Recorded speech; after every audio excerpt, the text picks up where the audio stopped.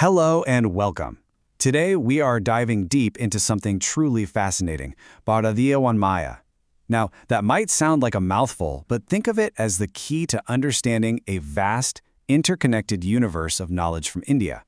We're not just talking about a collection of books here, we're talking about an entire civilizational library. But before we get into the details, let me ask you something. What if knowledge wasn't separated into all these neat little boxes we have today?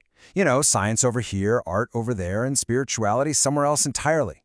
What if they were all seen as part of one single grand quest for truth? Well, that's the core idea we're going to explore. So, here's our game plan. First, we'll get a handle on what this universe of knowledge really is. Then, we'll take a quick tour through its 6 main wings. After that, we'll look at the core principles that hold it all together. And finally, we'll talk about why any of this is still so important for us today. Okay, let's jump right into part 1, a universe of knowledge. I want you to stick with that library metaphor. Don't picture a simple bookshelf. Instead, imagine a massive, sprawling library with countless interconnected halls and wings, all designed to fit together under one magnificent roof. So, what does this term Bhāratīya Vāṅmaya actually mean? Well, it's pretty cool. It comes from 2 Sanskrit words, Vāṅ, which is all about speech, expression, and the way we articulate knowledge, and Maya, which means pervaded by or made of. So, when you put them together, you get the entire body of Indian knowledge, everything that has ever been spoken, sung, written, debated, and passed down. And this is where it really blows our modern categories out of the water. This isn't just literature in the way we think of it. It's this incredible integrated system. It includes sacred texts, yeah, but also deep philosophy, practical sciences like medicine and economics, law, ethics, art, and even the folk tales and oral traditions of the people. It's the whole shebang. All right, so if this is such a vast library, how is it organized? How do you find your way around? That brings us right to our second section. Let's go on a quick tour of the 6 main wings of this incredible place. And here they are.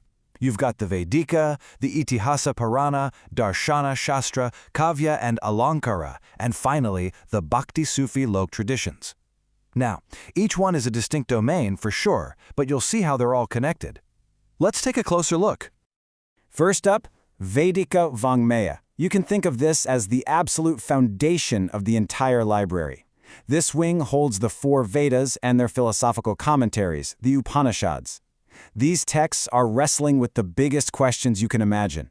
What is reality? What is the cosmic order? What is our place in all of it? Next, we wander into the Itihāsa Purāṇa wing. This is where you'll find the epic stories you've probably heard of, like the Ramayana and the Mahabharata. But here's the thing, they're not just myths or adventure stories. They're basically case studies in Dharma, that is, ethics and right action, played out in the messy, complicated real world. It's philosophy brought to life. Then we have Darśana, the philosophy wing. And wow, this was a vibrant place. It housed the 6 major schools of Indian philosophy, which used incredibly rigorous logic and, importantly, debate to get to the bottom of things. This was a tradition that didn't just accept ideas. It tested them, argued them, and experienced them. And that practicality leads us perfectly to the next wing, the Śāstra Vāṅmaya. These are the applied sciences. This is where knowledge gets its hands dirty. We're talking about detailed systems for medicine, like Ayurveda, for economics and politics, like the Arthashastra, and even for architecture and music. Our 5th stop is dedicated to beauty and art, Kavya and Alankara.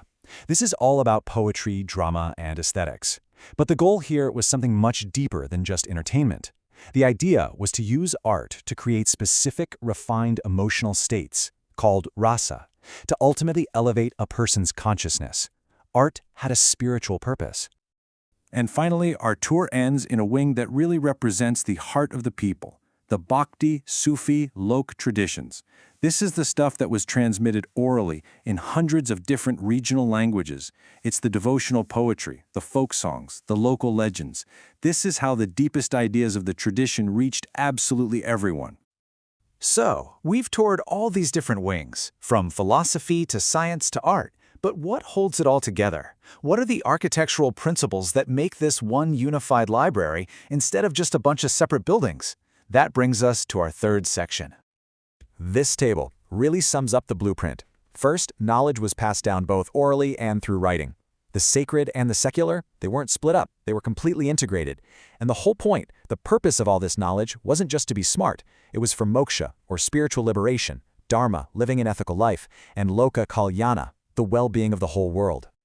Now, to really let that sink in, let's put it side by side with the dominant Western framework that many of us grew up with, where the Western tradition often sees knowledge as a form of power and really values specialization. The Indian tradition saw knowledge as a path to liberation and was all about integration. It was also a culture built on oral memorization, a living transmission from person to person, not just words on a page. Okay, so we've seen this incredible holistic system of knowledge. But so what? Why does any of this matter to us right here, right now? What's the lasting impact? Well, that's our final and, I think, most important section. Here's the bottom line. Bhāratīya Vāṅmaya is the very foundation of what we now call Indian Knowledge Systems, or IKS. It's the original source code for India's indigenous sciences, from metallurgy to medicine. It's the cultural DNA of the civilization. But most importantly, and I really want to stress this, it's a living tradition. These aren't just dead texts in a museum. People are still engaging with, debating, and interpreting this knowledge today. I think this quote just captures it perfectly.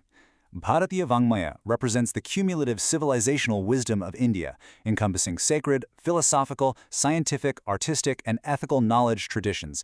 It's a vision of human knowledge that is truly whole. And that leaves us with one final question to chew on.